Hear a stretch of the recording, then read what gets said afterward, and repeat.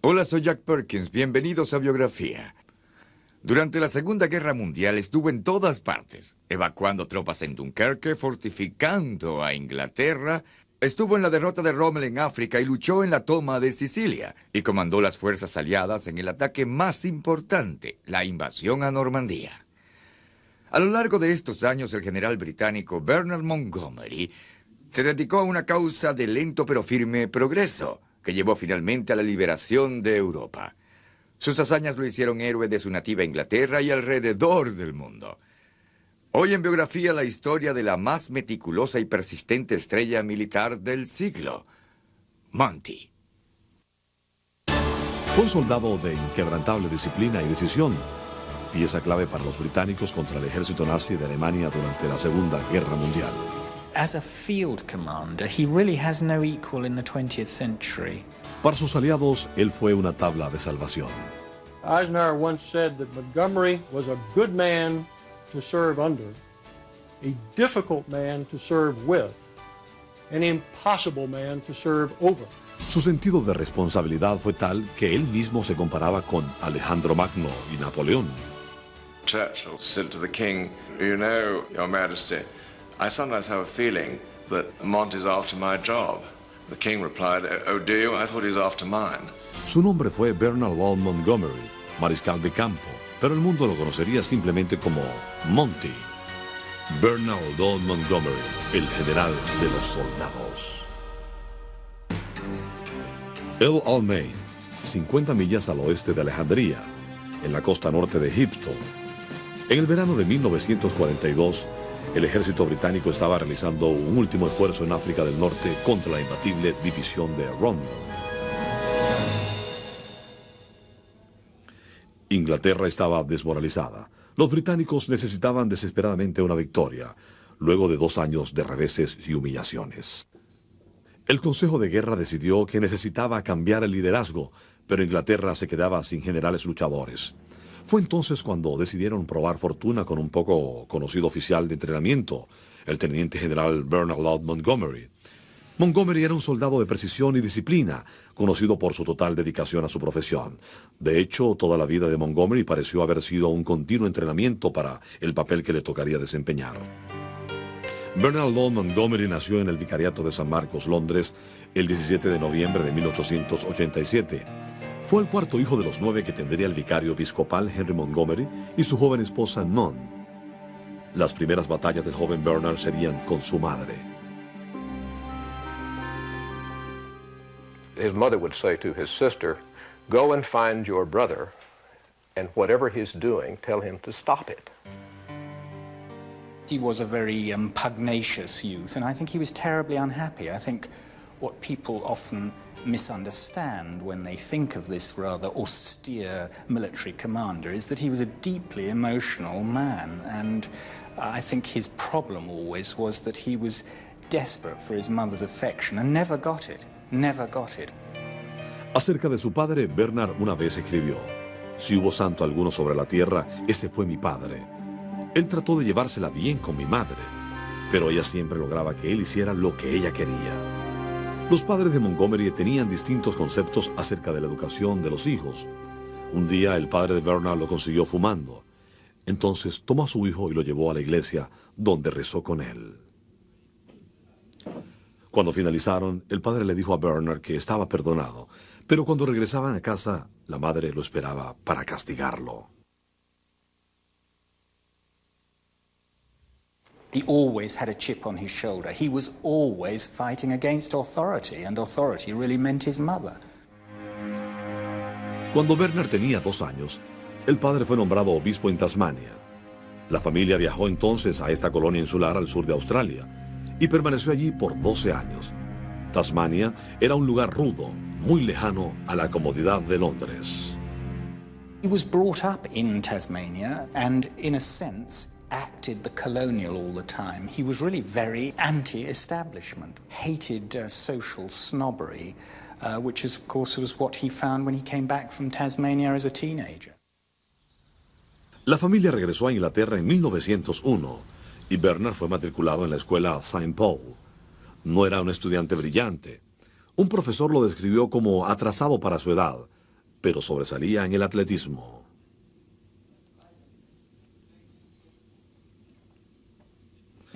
En 1907, Bernard ingresó en la Real Academia Militar de Sandhurst.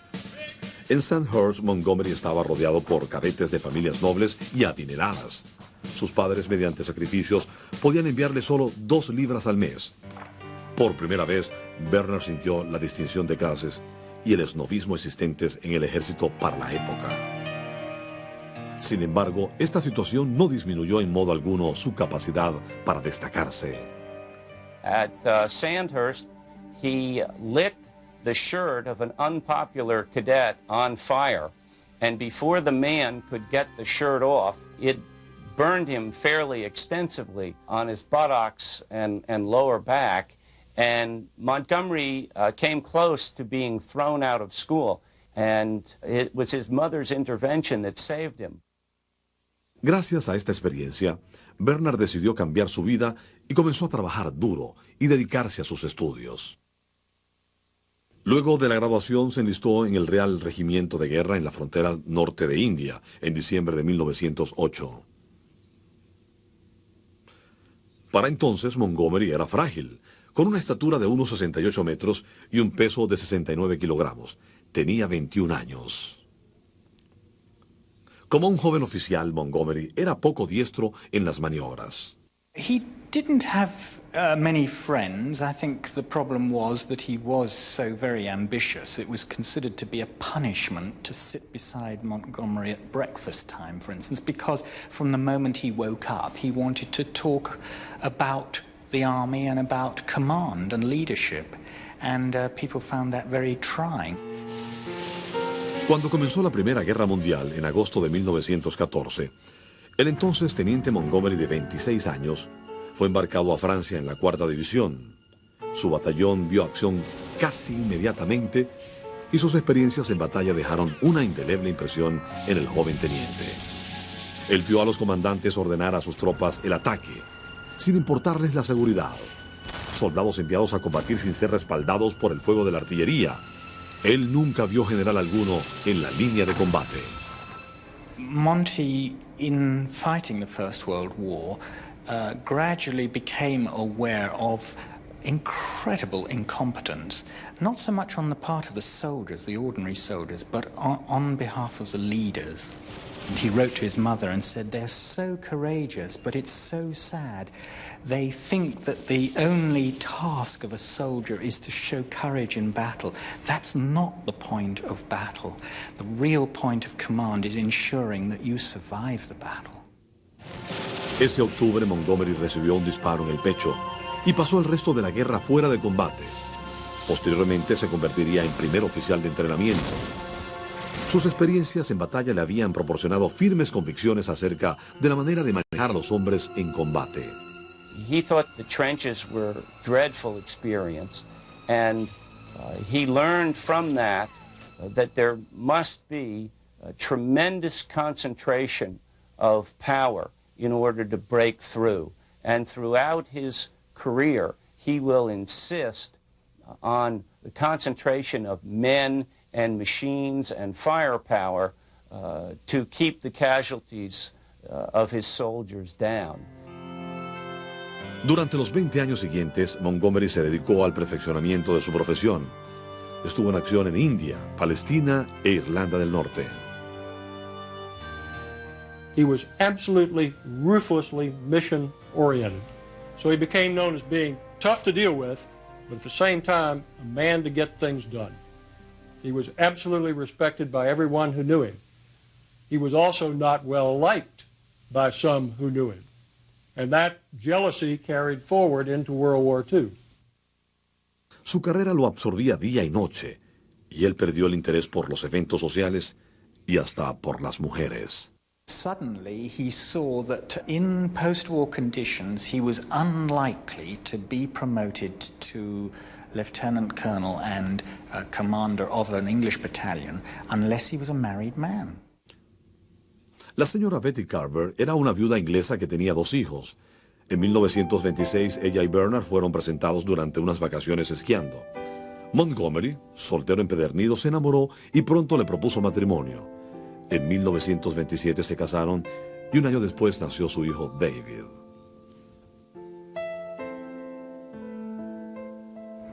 He was very fortunate that this was a woman who was very artistic. She painted, she sculpted, but a woman who was enormously patient and understanding, and who saw that he had the makings of genius.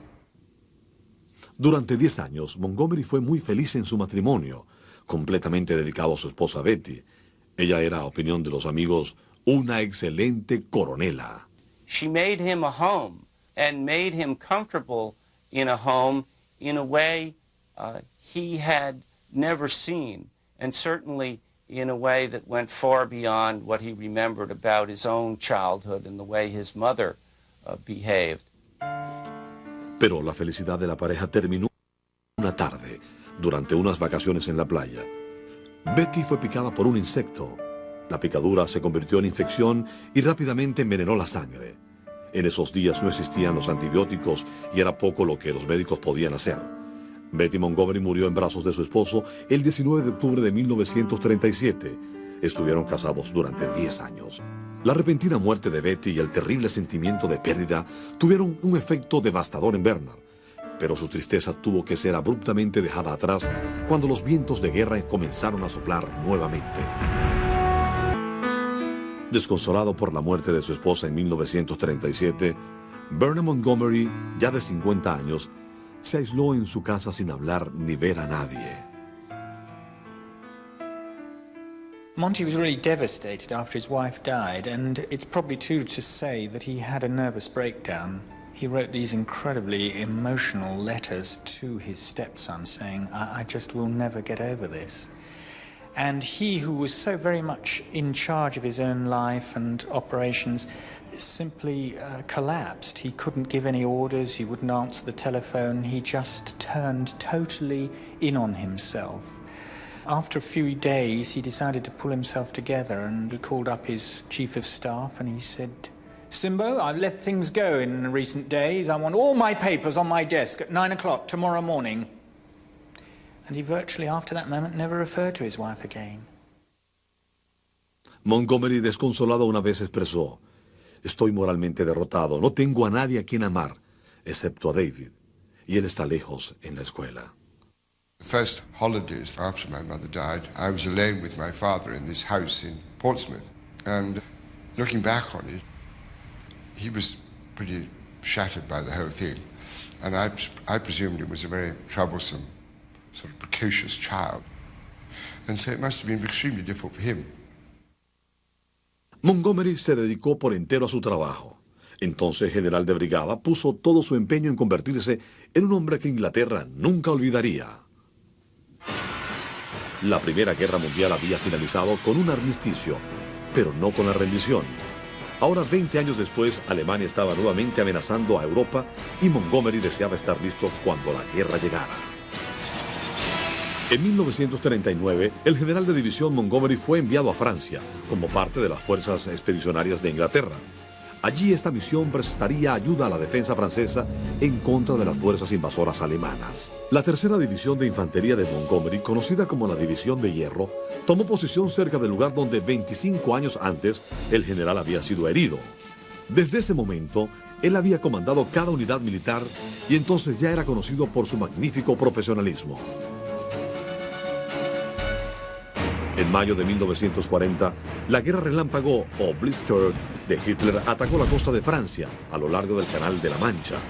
Las fuerzas del ejército británico fueron frenadas por el ejército francés y obligadas a seguir la ruta del canal hasta Dunkerque. La caída de Francia se produjo en un mes. There ensued this terrible retreat back to Dunkirk. Now, the important thing about Montgomery is that his division carried out the retreat in extraordinarily good order. There was no panic compared with what went on in the French army, and he got them out to Dunkirk and back to England in remarkably good order. Of course, they'd lost most of their equipment, but it was still very much of a fighting force, and this very much thanks to Montgomery. And as a result of this, he was promoted then from being divisional commander to corps commander, the next one up, lieutenant general. El ejército alemán había sorprendido al mundo con su rápida derrota de Francia. A lo largo del canal, los ingleses enloquecían por los difíciles días que estaban por venir. Durante los siguientes 2 años, Montgomery entrenó a millares de ingleses para las grandes batallas que se avecinaban, en la forma física y mental. Una temprana reunión con el general norteamericano Eisenhower, quien era fumador en cadena, generó sentimientos hostiles cuando Montgomery lo conminó a botar un cigarrillo. Solo Winston Churchill, cuando venía a inspeccionar las tropas, podía fumar en presencia de Montgomery. La política de Montgomery de no fumar ni beber era notoria. Posteriormente en la guerra, él invitaría a cenar al capitán general alemán von Thomas para ver si podía obtener de él alguna información. Las controversias respecto al cigarrillo llegaron a oídos de Churchill en Londres. En lugar de criticar a Montgomery, el primer ministro expresó: «Pobre von Thomas, debe estar muriendo con Monty».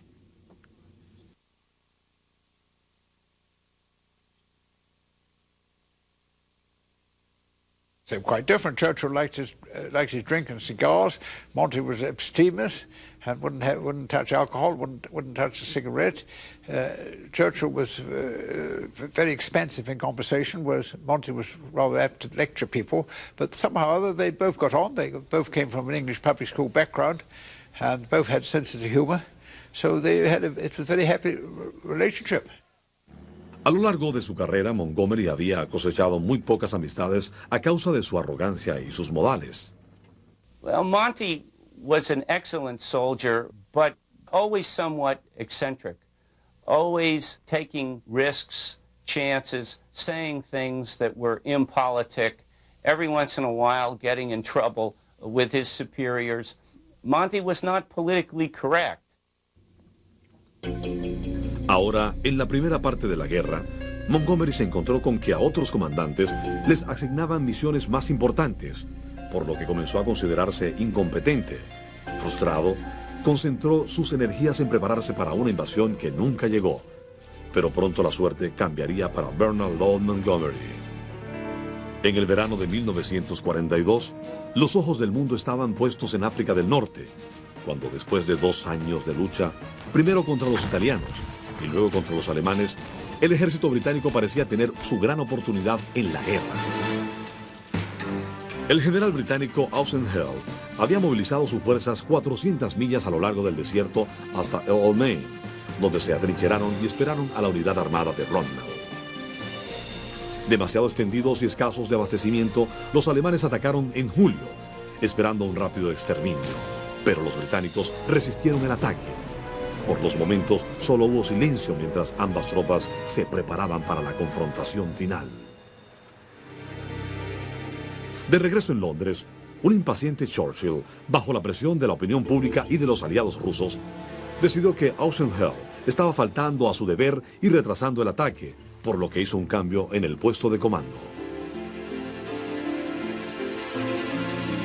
Para reemplazar a Eisenhower, Churchill escogió al teniente W.H. Gall, pero al día siguiente de su nombramiento, mientras sobrevolaba el Cairo, fue derribado por cazas alemanes. El destino dio a Churchill una segunda escogencia, el teniente general Bernard Montgomery, quien abordó un avión a África del Norte hasta una ciudad cuyo nombre quedaría para siempre ligado a él. Montgomery era conocido por ser un excelente oficial de entrenamiento y había tenido una admirable actuación en Dunkerque, pero ahora iba rumbo a enfrentarse con la realidad, la comandancia de lo que llegaría a ser una batalla clave. Gran Bretaña, en la guerra, había contado con grandes generales, solamente contacto y probándose a sí mismo que estaba preparado para la misión. Montgomery obtendría su propio lugar en la historia. When my father went to the desert, he found this demoralized army, and all people could talk about was Rommel. So that's why he realized that he had to inculcate a new spirit in the whole of this demoralized army, so that actually they talked about Monty and not about Rommel. In many ways, Rommel was the most exciting German commander of the Second World War. He was a superlative professional. He did have this sixth sense about what the enemy might do and prepare for it. A very intuitive general. Now, Monty was the complete opposite. Monty had very little intuition as such. He was, in a sense, a very much a self-taught man. He had decided that the problem with democracies in modern warfare is that the troops themselves don't know what is expected of them. And the key to success was training those troops to know ahead of time what they should do. Montgomery said that morale was the most important thing for an army. And it makes sense. If the soldiers are not convinced of the rightness of the cause, if they're not convinced of their capabilities to win, then no wonderful plans are going to make it happen. Montgomery recordaba perfectamente las lecciones de la Primera Guerra Mundial, cuando los generales se quedaban cómodamente en la retaguardia y no les importaba la vida de sus hombres. Ahora él estableció un cambio en las tácticas. Esto consistía en un puesto de comando móvil, completamente alejado de los cuarteles generales, que eran ocupados por los oficiales. De esta manera, el comandante estaría cerca del campo de batalla, al tanto de las cambiantes situaciones y siempre en contacto con la tropa.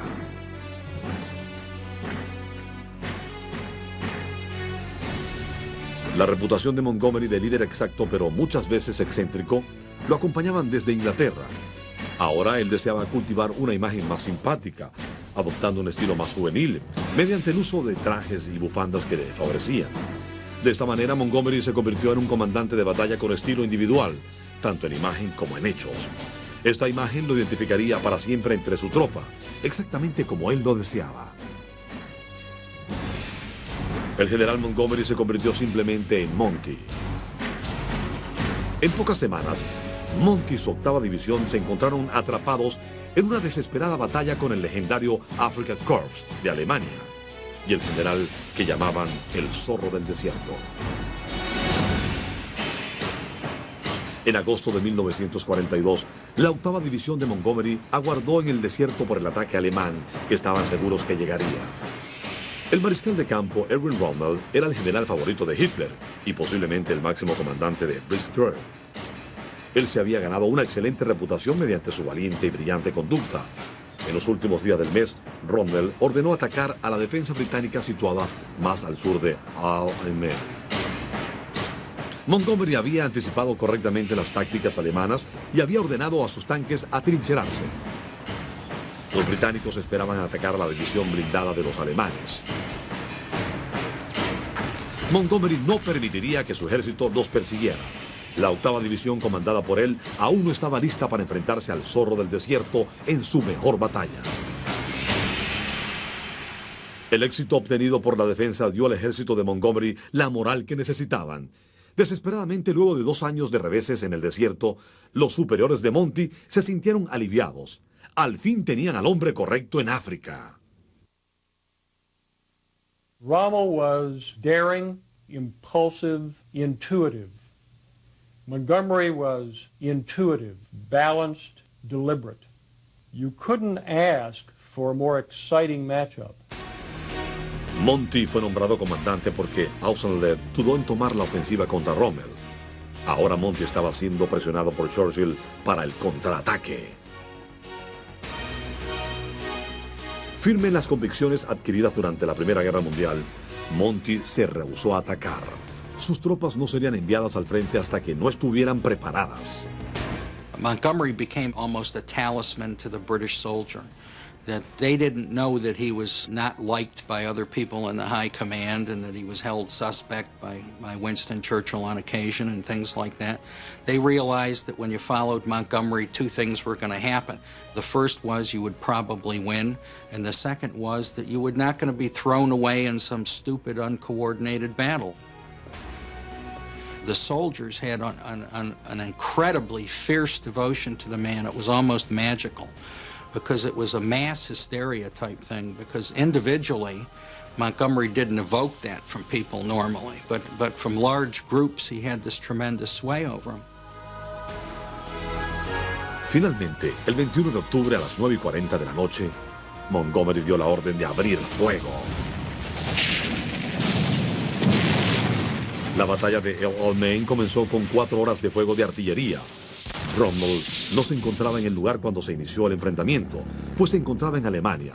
Sin embargo, se apresuró a llegar al lado de su ejército. La batalla de El Alamein fue un choque sangriento.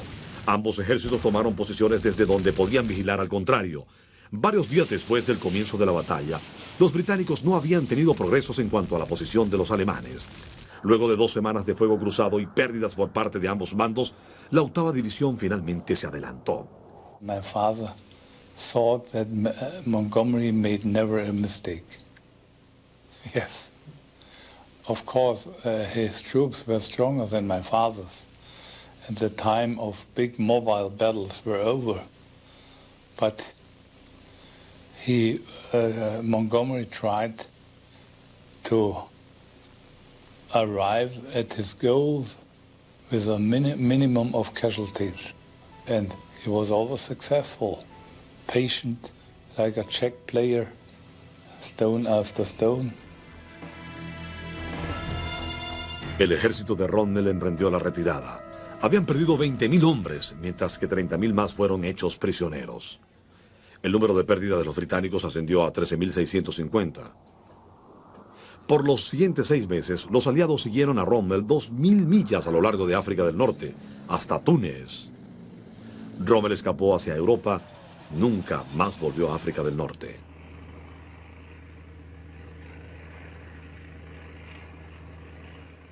El Alamein was a turning point of the war. It was obvious that the British and their allies would defeat the Germans after that. No one knew how long it would take, but the Germans were not going to win. Winston Churchill describió la importancia de esta victoria cuando expresó: hasta El Alamein habíamos sobrevivido. Luego de El Alamein somos conquistadores. Pocos meses atrás, Monty había abandonado Inglaterra como un desconocido oficial de entrenamiento. Ahora regresaba como héroe nacional. I can remember the first time he came back to England after the Alamein, when staying with him in London, and he was mobbed in the streets like a pop star.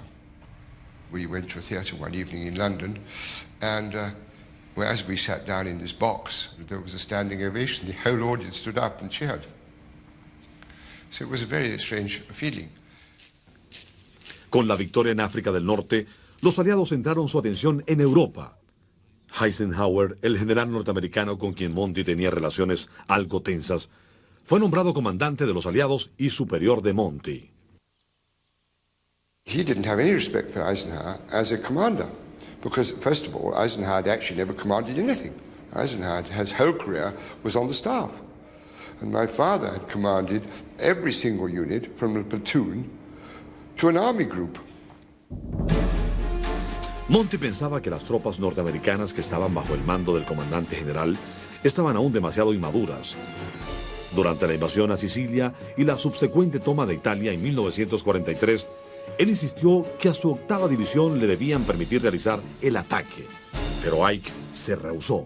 Los norteamericanos, especialmente el general George Patton, estaban ansiosos por tener un papel más activo en la guerra. Patton probó que esta guerra había fallado por culpa de Monty. Patton envió a Monty de Sicilia a Messina, esperando frenar la retirada de la Italia continental.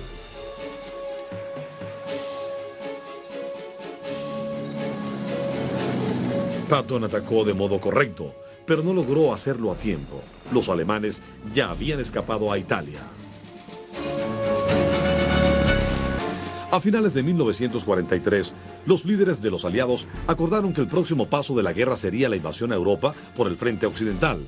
Esto implicaba una operación anfibia de grandes proporciones, y la línea francesa aún estaba fuertemente tomada por el aún peligroso ejército alemán. Debido a que los norteamericanos proporcionarían la mayor parte de los recursos humanos, se decidió que un general norteamericano sería designado comandante supremo de los aliados. Roosevelt y Churchill acordaron que Eisenhower, por su fortaleza y su labor diplomática, era el hombre apropiado para la misión.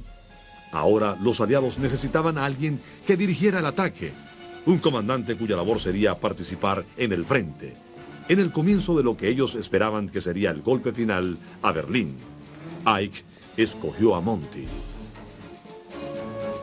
And I think it's a lot to Eisenhower's credit that he let Monty do the planning, because Monty was much better at it than anybody else would have been. After all, he had commanded a division at the beginning of the war, 2 different corps in England. He had commanded an army in North Africa and Sicily and Italy. He was the best. He was the most experienced. Durante la primera parte de la guerra no había existido plan alguno para invadir a Francia. Ahora Montgomery, el soldado profesional, lo estudió y consideró que estaba destinado a fracasar. What Monty recognized was that the Allies needed a new plan. They needed to land in much greater width and in much greater force on the first day, on D-Day itself. They had to get ashore and they had to get inland already on the first day, otherwise they were really sunk. Entre los esquemas más creativos para el día D estaba la idea de emplazar un doble de Monty en el Mediterráneo para confundir a los alemanes mientras que los aliados llevaban a cabo la invasión. En 1944 Inglaterra era un estado deprimido. Los pobladores estaban cansados de tantos años de depravación y estaban temerosos de la batalla que vendría.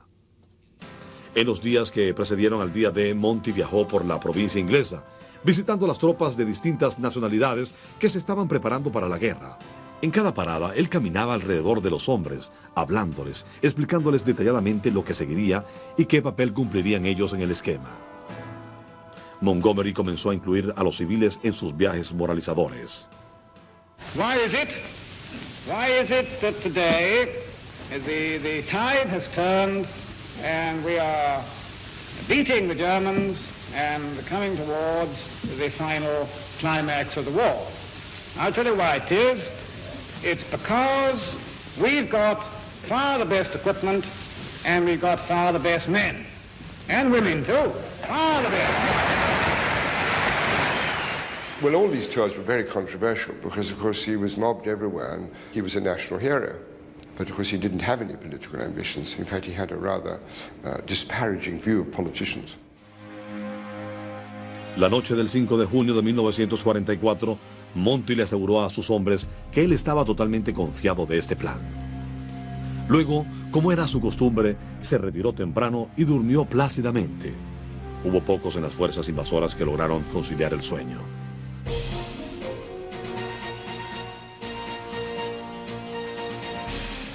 Al amanecer el 6 de junio de 1944, el ejército combinado de fuerzas británicas, norteamericanas y canadienses, con 131.000 hombres, desembarcó en Normandía. Otros 23.000 hombres fueron lanzados en paracaídas.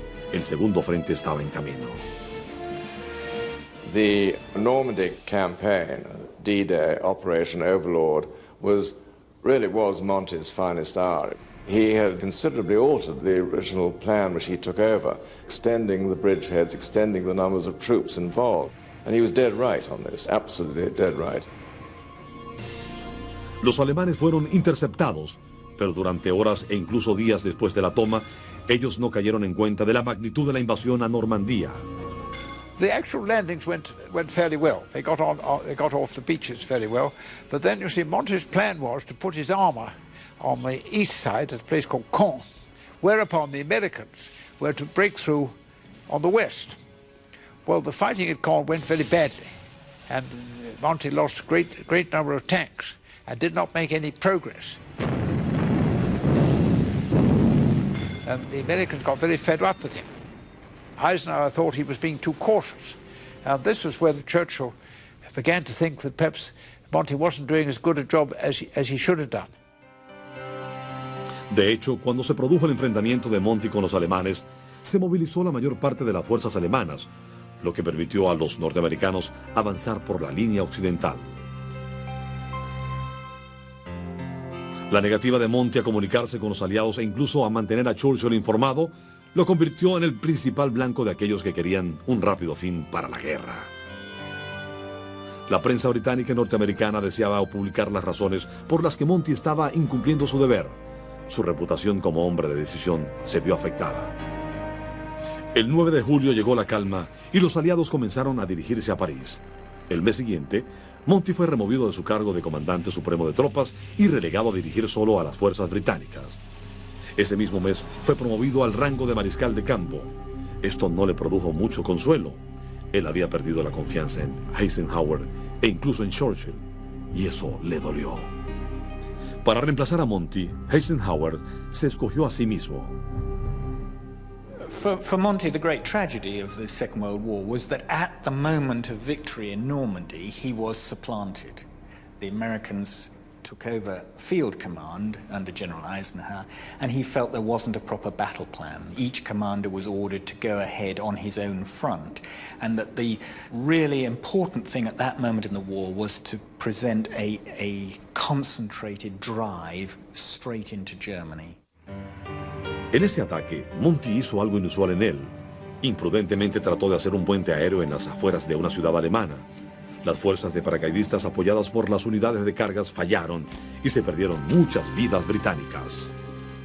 Men's lives wasted. The very thing Monty said he would never do. Men's lives wasted because the plan was faulty, and Monty had not seen to it that it was really carefully prepared and that everybody knew what they were to do and were happy with it.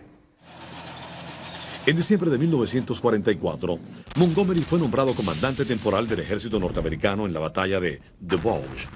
Él manejó a las tropas expertamente, pero su éxito degeneró en amargos sentimientos cuando la prensa publicó que él había salvado a los norteamericanos. It was extremely badly received, this press conference, and was really tactless. And that's one of the things that really upset Eisenhower.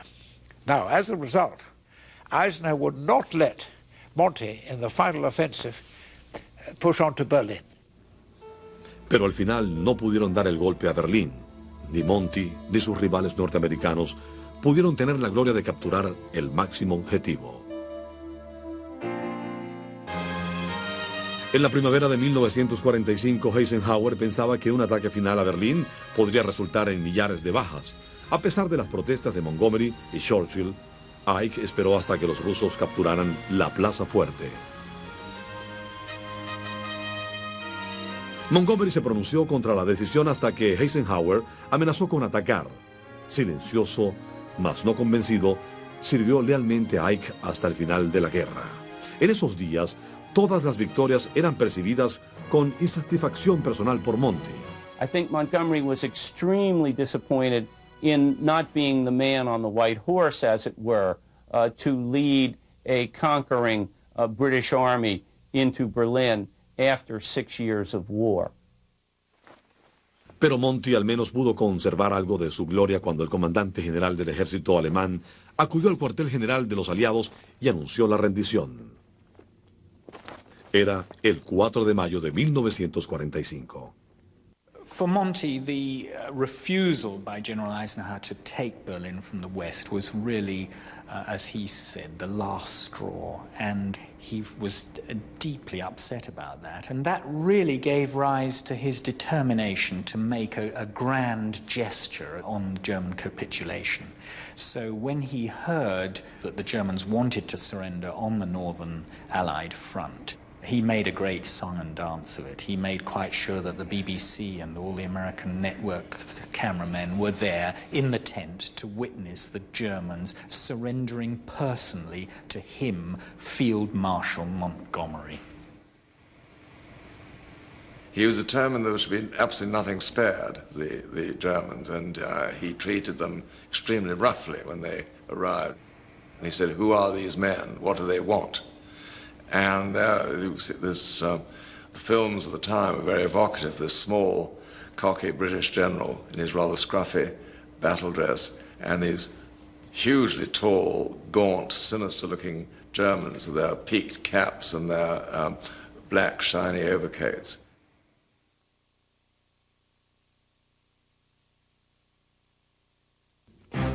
Luego de la guerra, Monty fue nombrado comandante en jefe de las fuerzas británicas de ocupación en Alemania. En 1946 fue nombrado jefe del Estado Mayor Imperial. Ese mismo año fue dignificado con el título de Vizconde Montgomery de Alemán.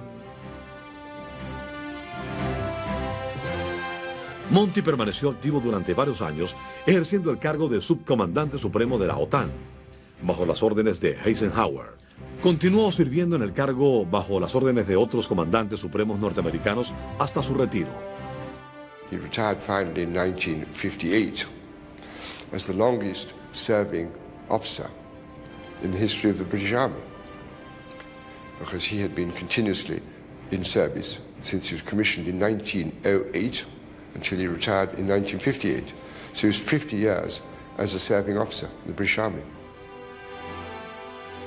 Then he retired completely and annoyed Churchill greatly by taking off on typically Monty-style trips to Moscow and to see Mao Zedong in China and tell them how to run their affairs and how the world should be coordinated.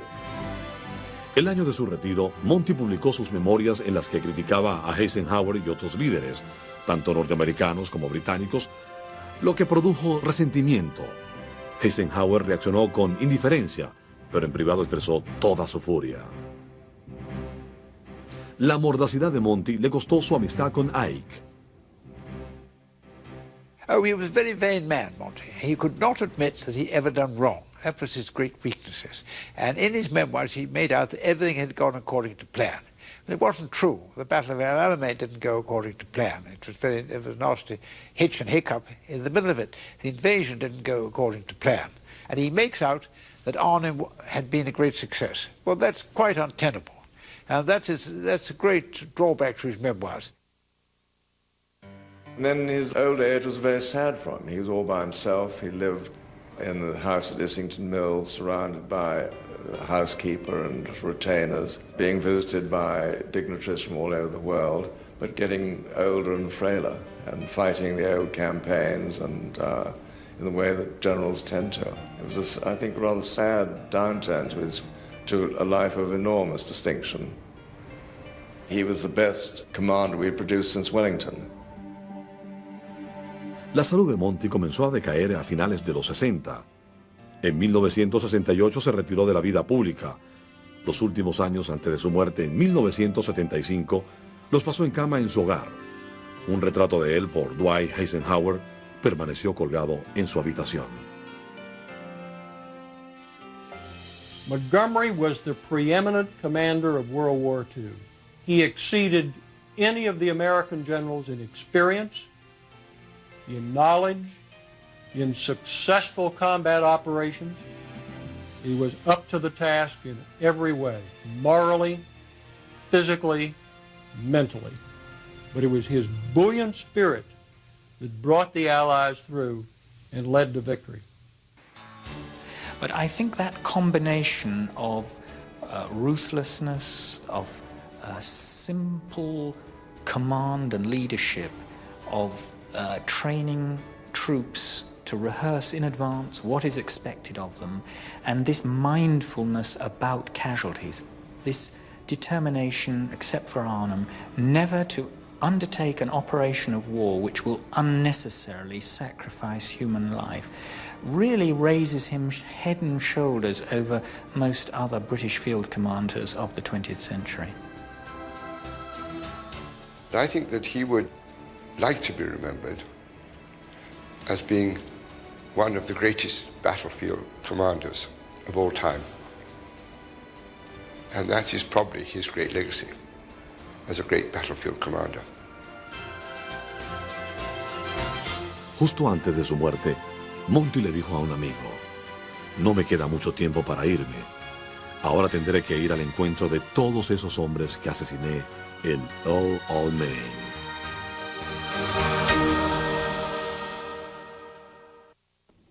Fue un comandante de decisión con un don natural para el liderazgo. Pero al final, su capacidad para acatar órdenes fue igualmente valiosa. Fue su fuerza de voluntad y su capacidad para imponer su voluntad a Eisenhower lo que mantuvo a los aliados unidos y permitió que la guerra fuera ganada. Sus cualidades hicieron de Bernard Montgomery, Lord Montgomery de Alamein, un noble caballero en todos los sentidos. Para Biografía, soy Jack Perkins. Hasta la próxima.